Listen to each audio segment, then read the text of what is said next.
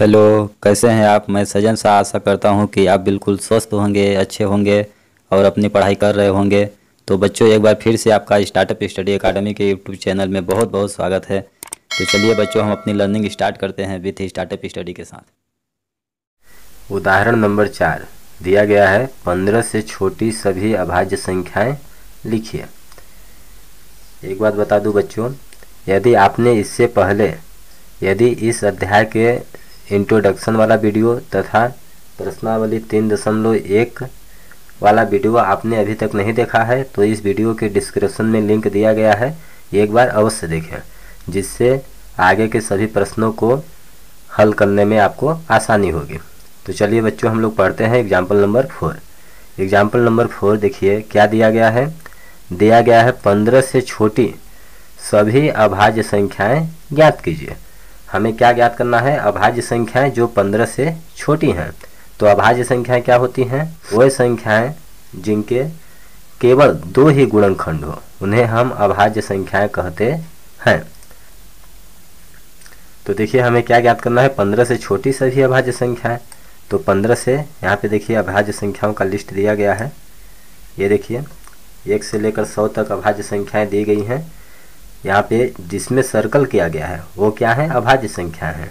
तो इस तरह से 2, 3, 5, 7, ठीक, 11, 13, 17, 19, 23, 29, 31, 37, 41, 43, 47, 53, 59, 61, 67, 71, 73, 79, 83, 89, 97, इस तरह से 100 तक अभाज्य संख्याएं दी गई हैं। और हमें प्रश्न में क्या बोला है? 15 से छोटी अभाज्य संख्याएं ज्ञात करनी है। तो 15 से छोटी अभाज्य संख्याएं क्या क्या हैं? 2, 3, 5, 7, 11 और 13। तो चलिए हम लोग इनको लिखते हैं। तो देखिए हम लोग लिखेंगे हल 15 से छोटी सभी अभाज्य संख्याएं। 15 से छोटी सभी अभाज्य संख्याएं, सभी अभाज्य संख्याएं क्या क्या हैं? बराबर में लिख देंगे। 15 से छोटी अभाज्य संख्याएं क्या क्या हमने पढ़ा अभी? 2, 3, 5, 7, 11 व 13 हैं। ये सभी 15 से छोटी अभाज्य संख्याएं हैं। यह हो जाएगा हमारा आंसर। अब देखिए बच्चों क्या दिया है? प्रश्नावली 3.2। प्रश्नावली 3.2 देखिए प्रश्नावली 3.2 पहला क्वेश्चन क्या दिया गया है? पहला क्वेश्चन हमें दिया गया है, पहला नंबर, बताइए कि किन्हीं दो संख्याओं का योग सम होता है या विषम होता है। यदि वह संख्याएं विषम हो या फिर सम हो। तो देखिए क्वेश्चन नंबर 1 क्या दिया गया है कि हमें बोला गया है कि किन्हीं भी दो संख्याओं का योग सम होता है या फिर विषम होता है। हमें बताना है जब वह संख्याएं क्या क्या दी गई हैं, जब दोनों संख्याएं विषम हो और जब दोनों संख्याएं सम हो, तो उनका योगफल ज्ञात करके हमें देखना है कि वो संख्या सम संख्या होती है या फिर विषम संख्या होती है। तो चलिए हम लोग लिखते हैं। देखिए हल, ठीक ना। आप दो संख्याएं लीजिए, दो सम संख्याएं। पहले ये बोला है पहला नंबर विषम संख्या है, तो हमें क्या लेना है? विषम संख्या, ठीक ना। पहला नंबर विषम संख्याएं। तो आप दो विषम संख्या लीजिए। जैसे एक विषम संख्या क्या होती है? सबसे पहले आप जानिए, विषम संख्या वह संख्या, देखिए सम संख्या, जो संख्या 2 से विभाजित हो जाए उसे हम सम संख्या कहते हैं। जैसे 2, 4, 6, 8, 10, 12, 14, ये सभी क्या है? सम संख्या है। और विषम संख्या किसे कहते हैं? वह संख्याएं जो 2 से विभाजित न हो, उन्हें हम विषम संख्याएं कहते हैं। जैसे 1, 3, 5, 7, 9, 11, इस तरह से आगे भी। तो हमें क्या लेना है? पहला नंबर ए नंबर दो विषम संख्याएं। तो विषम संख्याएं लीजिए क्या क्या होती हैं? 1, 3, 5, कोई भी दो ले लीजिए। 1, 3 हम ले रहे हैं, तो इनका योग ज्ञात कीजिए। तो इनको जोड़ेंगे, देखिए क्या आता है? 1, 3 क्या होगा? 4। देखिए क्या आया? 4 आया, जो कि क्या है? जो कि एक सम है, जो कि सम है, सम संख्या है। अब देखिए और लेके देखिए 3 और 5 लीजिए, तो 3 5 क्या है 8 आ रहा है, जो कि क्या है सम है। अतः हम लिख सकते हैं कि अतः किन्हीं भी दो, अतः हम लिख देंगे किन्हीं भी दो विषम संख्याओं का योग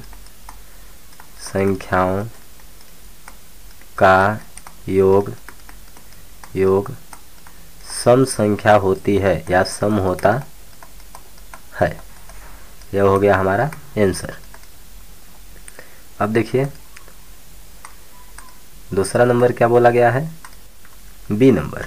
ये तो हमारा ए नंबर था, बी नंबर क्या बोला है, 2 सम संख्याएं लेना है, ठीक ना। तो सम संख्याएं लीजिए, सम संख्याएं, आप सम संख्या किन्हीं भी 2 सम संख्याओं का योगफल ज्ञात करके देखिए क्या आता है। तो सम संख्या क्या होती है, 2 4 6 8 10 12, इसी तरह से आगे भी लिख सकते हैं। तो हम 2 ठो कोई ले लेते हैं, 2 और 4, 2 और 4 लीजिए, इनको जोड़िए तो कितना आता है, 2 4 कितना होगा 6, जो कि क्या है सम है, जो कि सम संख्या है, ठीक। और कोई ले लीजिए आगे की, 4 और 6, 4 और 6, तो 6 4 कितना होगा 10, ये भी क्या है सम संख्या है। इसी तरह से कोई भी 2 सम संख्याएं आप लीजिए तो उनका योगफल एक सम संख्या प्राप्त होता है। तो अतः हम लिख देंगे, अतः किन्हीं भी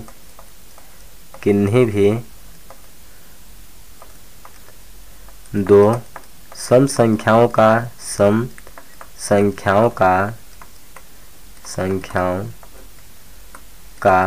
योग सम होता है।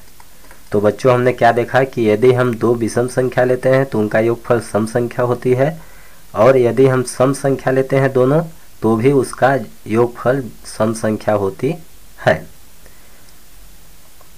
तो आई होप आप लोगों को यह क्वेश्चन अच्छी तरह समझ में आ गया होगा। अगला देखते हैं क्या दिया गया है। देखिए बच्चों क्वेश्चन नंबर 2 क्या दिया गया है, बताइए कि निम्नलिखित में से कौन सा सत्य है और कौन सा असत्य है।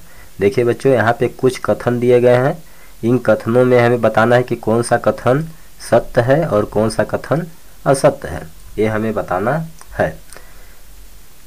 पहला नंबर क्या बोला है, 3 विषम संख्याओं का योग सम होता है। देखिए यहाँ पे विषम संख्या और सम संख्या की बात की है, तो सबसे पहले हम लोग जानते हैं सम संख्या क्या होती है और विषम संख्या क्या होती है।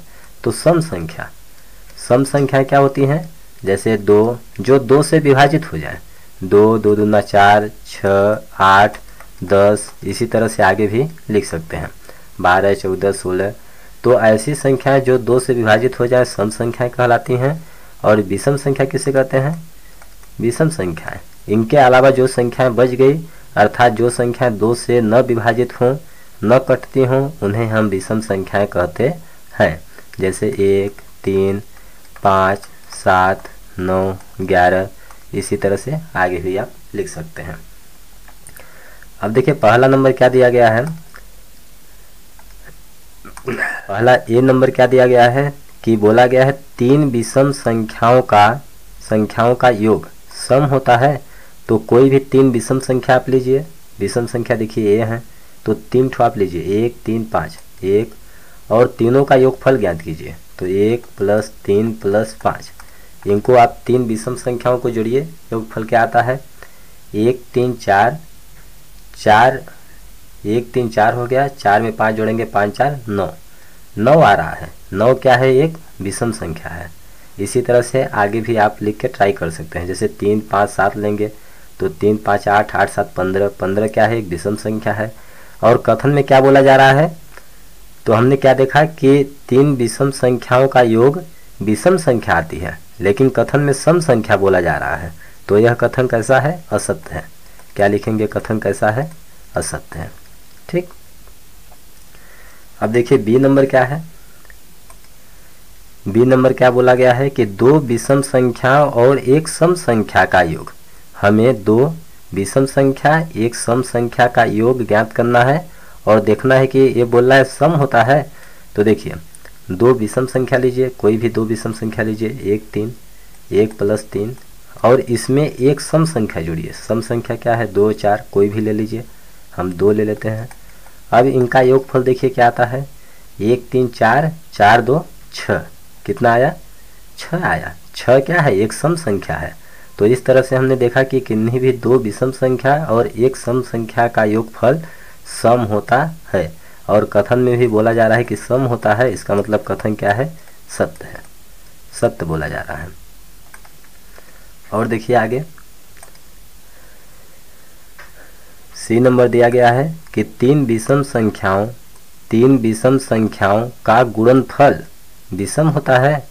तीन विषम संख्याओं का गुणा कीजिए आप। विषम संख्याएं 1 3 5 लीजिए, कोई भी 1 3, ये देखिए सॉरी यहाँ पे गुणा करेंगे हम लोग।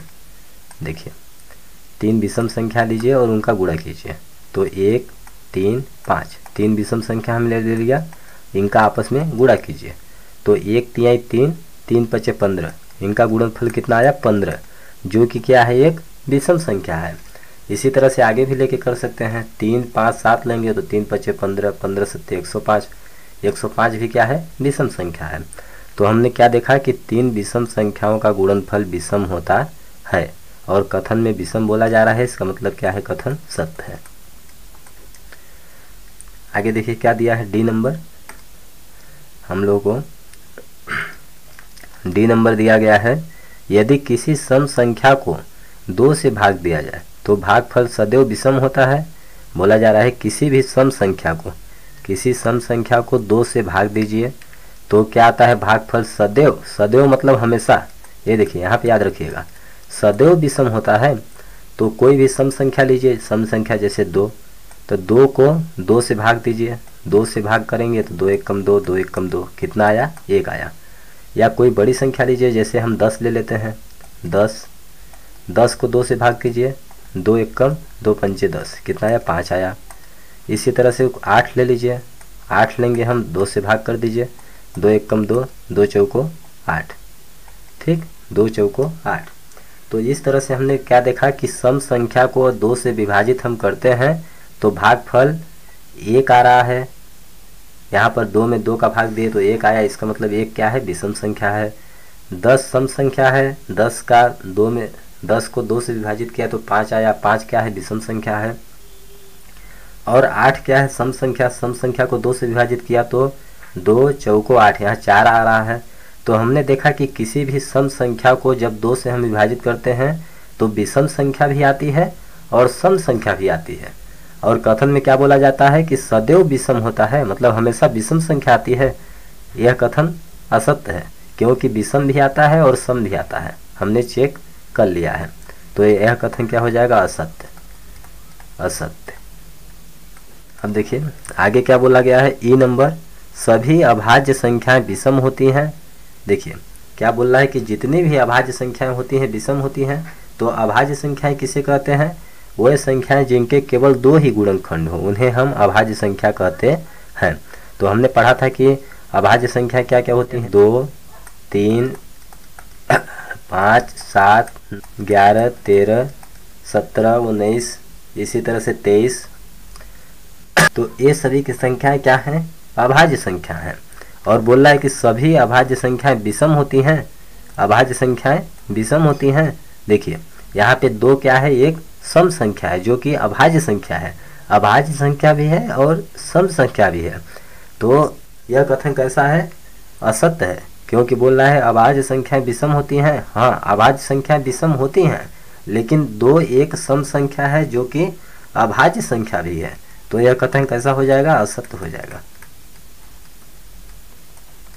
सभी अभाज्य संख्याएं विषम नहीं होती हैं, 2 सम है जो कि अभाज्य है। तो कथन क्या हो गया असत्य।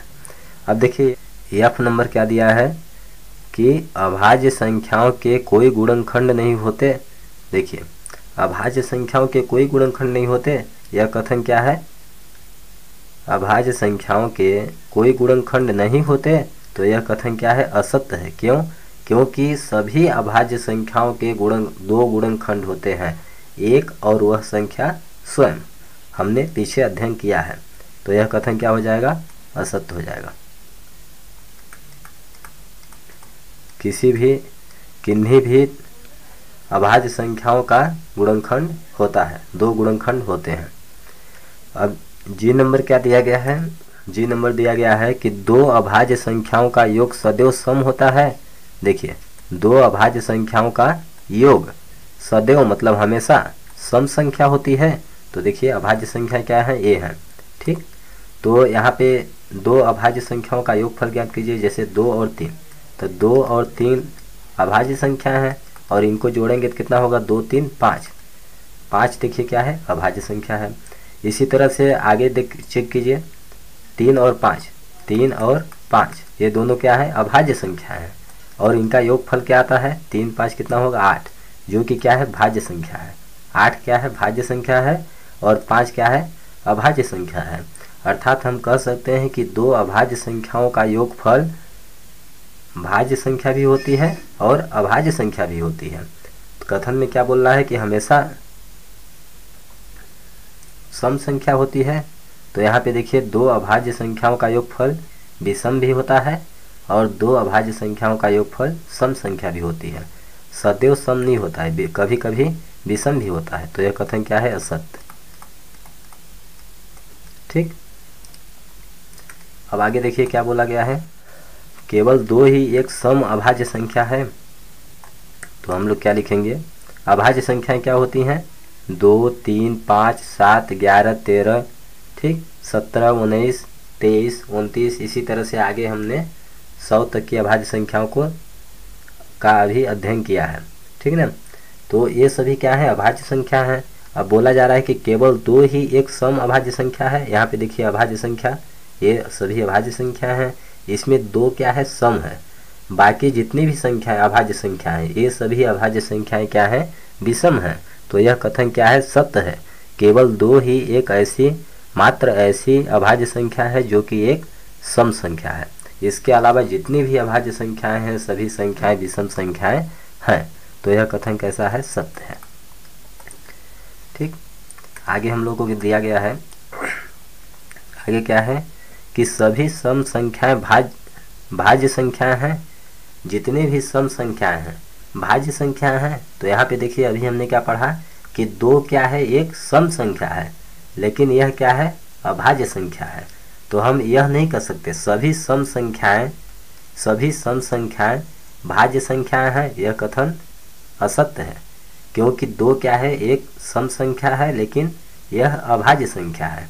तो इस प्रकार से यह कथन क्या हो जाएगा? असत्य। अब आगे देखिए, आगे क्या दिया गया है? जे नंबर, 2 सम संख्याओं का गुणनफल सदैव सम होता है। तो 2 सम संख्याओं का गुणनफल कीजिए। सम संख्या क्या होती है? 2 4 6 8, ये सम संख्या है। तो 2 सम संख्याओं का गुणनफल कीजिए। जैसे हमने 2 ले लिया, 4 ले लिया, तो गुणा कीजिए, 2 चौको कितना आएगा? 8। इसी तरह से 4 और 6 लीजिए, 4 और 6 लीजिए, तो 6 चौको 24। अब देखिए 2 सम संख्याओं का गुणनफल क्या आता है? एक सम संख्या आता है। ऐसे आप और बड़ी संख्या लेके चेक कर सकते हैं। हमेशा 2 सम संख्याओं का गुणनफल सम संख्या होगी। यह कथन कैसा है? सत्य है। ठीक, तो इस तरह से यह आप लोगों को क्वेश्चन नंबर 2 अच्छी तरह से समझ में आ गया होगा। देखिए क्वेश्चन नंबर 3 क्या दिया गया है? संख्या 13 और 31 अभाज्य संख्या है। इन दोनों संख्याओं में 2 अंक 1 और 3 हैं। तो 100 तक की संख्याओं में ऐसे सभी युग्म ज्ञात कीजिए।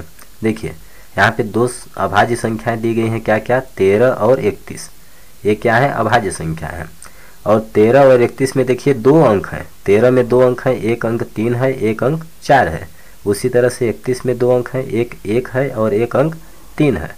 इस तरह से दोनों संख्याओं में केवल 2 अंक हैं, क्या क्या? 1 और 3 है। तो हमें 100 तक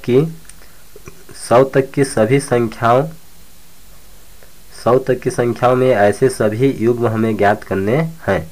अर्थात 100 से छोटी जितनी भी अभाज्य संख्याएं हैं उन संख्याओं का ऐसा युग्म ज्ञात करना है कि उनके अंकों को बदल देने पर भी प्राप्त संख्या अभाज्य संख्या हो।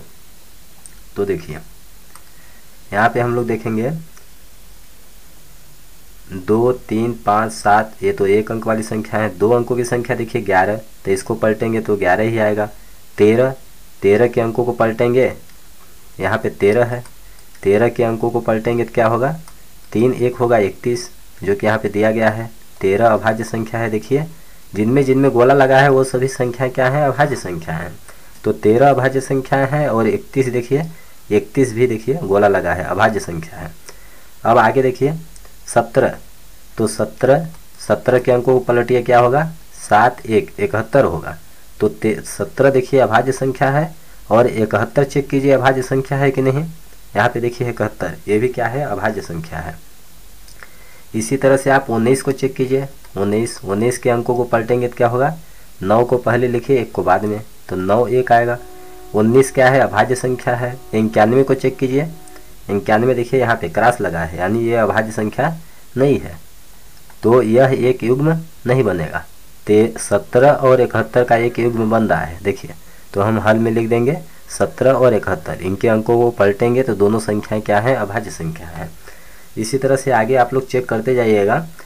आगे हम लोग देखिए 19 को जैसे हमने चेक किया उसी तरह से आप 23 को चेक कीजिए, 29 को चेक कीजिए, 31 को चेक कीजिए, तो 37 होगा। देखिए 37 क्या है, अभाज्य संख्या है। इसके अंकों को पलटिए क्या होगा, 7 को पहले लिखिए, 3 को बाद में, 73 आएगा। 73 देखिए कहाँ है, ये देखिए, ये भी क्या है, अभाज्य संख्या है। तो एक ठो युग्म मेरा क्या हो गया, 37 और 73। ठीक, आगे देखिए इसी तरह से आप चेक करते जाएंगे। एक संख्या हमें क्या प्राप्त होगी, 79। 79 के अंकों को पलटिए क्या आएगा, 9 7। तो देखिए 79 क्या है, अभाज्य संख्या है।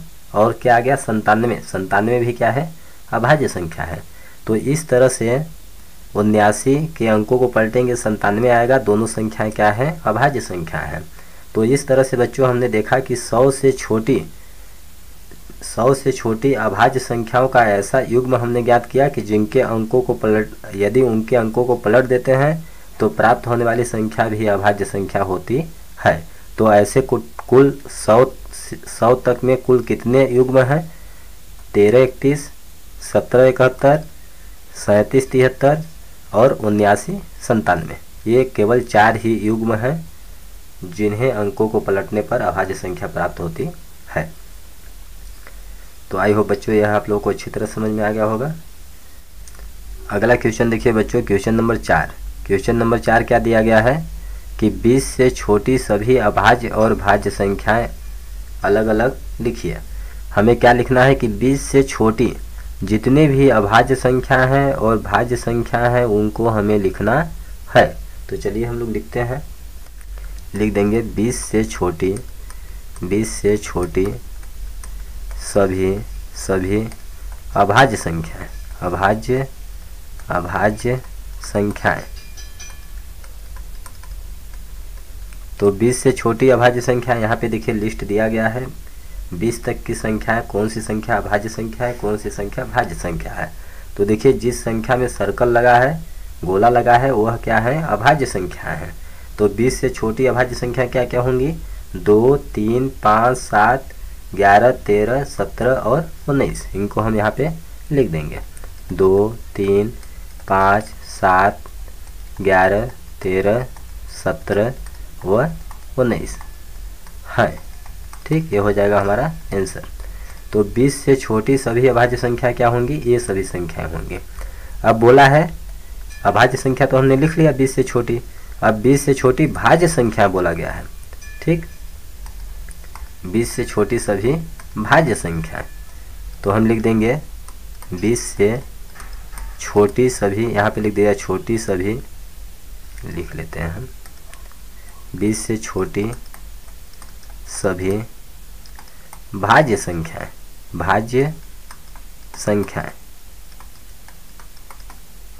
तो 20 से छोटी सभी भाज्य संख्याएं क्या क्या होंगी, देखिए एक न तो भाज्य है न तो अभाज्य है। तो 20 से छोटी सभी भाज्य संख्या क्या क्या होंगी, 4 6 8 10 9 10 12 14 15 16 18। तो इनको हम यहाँ पे लिख देंगे। क्या क्या आया, 4, 6, 8, 9, 10, 12, 14, 15, 16, 18। ठीक है, तो 20 से सभी अभाज्य संख्याएं हमने ज्ञात कर लिया और सभी भाज्य संख्याएं ज्ञात कर लिया। यह हो गया हमारा आंसर। तो आई होप बच्चों आप लोगों को यह समझ में आ गया होगा क्वेश्चन। अगला क्वेश्चन देखते हैं क्या दिया गया है। देखिए क्वेश्चन नंबर 5। बच्चों क्वेश्चन नंबर 5 क्या दिया गया है, 1 और 10 के बीच में सबसे बड़ी अभाज्य संख्या लिखिए। यहाँ पे बच्चों क्वेश्चन में बोला गया है कि 1 से लेकर 10 के बीच में जितनी भी 1 से लेकर 10 के बीच में ओनली सबसे बड़ी अभाज्य संख्या हमें लिखना है। तो हल में हम लोग क्या लिख देंगे, हल 1 और 10 के बीच में सबसे बड़ी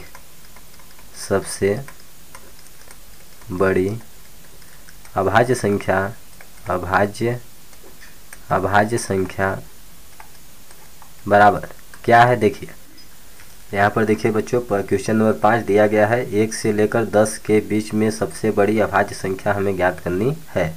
तो हल में लिखेंगे 1 और 10 के बीच में सबसे बड़ी अभाज्य संख्या क्या होगी। देखिए यहाँ पे एक लिस्ट दिया गया है, 1 से लेकर 10 तक की संख्याएं दी गई हैं। जिन संख्याओं में सर्कल गोला लगा है ये क्या है, अभाज्य संख्या है। तो 1 से लेकर 10 के बीच में सबसे बड़ी अभाज्य संख्या क्या है, 7 है। अगर सबसे छोटी बोलता तो क्या होता, 2 होता। तो हम लोग यहाँ पे क्या लिखेंगे, सबसे बड़ी अभाज्य संख्या क्या लिखेंगे, 7। तो अतः लिख देंगे 1 और 10 के बीच में सबसे बड़ी अभाज्य संख्या क्या होगी, 7 होगी या है आंसर। ठीक, क्वेश्चन नंबर 6। देखिए बच्चों क्वेश्चन नंबर 6 क्या दिया गया है, निम्नलिखित को 2 विषम संख्याओं के योग के रूप में व्यक्त कीजिए। यहाँ पे देखिए नीचे कुछ संख्याएं दी गई हैं, इन संख्याओं को 2 विषम अभाज्य संख्याओं के योग के रूप में हमें व्यक्त करना है। अर्थात यहाँ पे जो संख्याएं दी गई हैं इन संख्याओं को तोड़ के इस संख्या को किसके योगफल के रूप में लिखना है, 2 विषम अभाज्य संख्याओं के योगफल के रूप में लिखना है।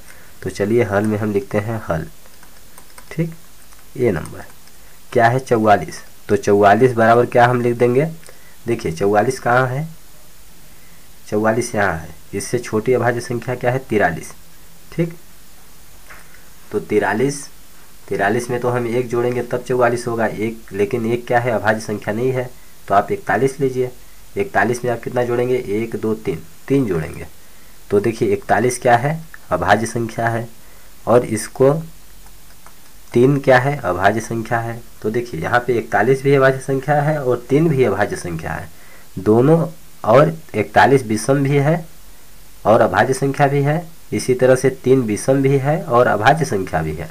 तो इन दोनों को जोड़ने पर 44 प्राप्त होता है। तो कथन में देखिए क्या बोला गया था प्रश्न में, 2 विषम अभाज्य संख्याओं के योग के रूप में हमें इन संख्याओं को व्यक्त करना है। तो 44 को हमने 2 विषम अभाज्य संख्याओं के रूप में के योगफल के रूप में व्यक्त कर दिया। अब बी नंबर देखिए क्या दिया गया है। इसी तरह से बच्चों अब हम लोग स्पीड से करते हैं। बी नंबर क्या दिया गया है, 36। तो 36 को हम क्या लिख सकते हैं, देखिए 36 कहाँ है, यहाँ पर है। तो इससे छोटी अभाज्य संख्या क्या है, 31। 31 में आप कितना जोड़ेंगे, 5 जोड़िए। तो कितना लिख देंगे, 31 + 5।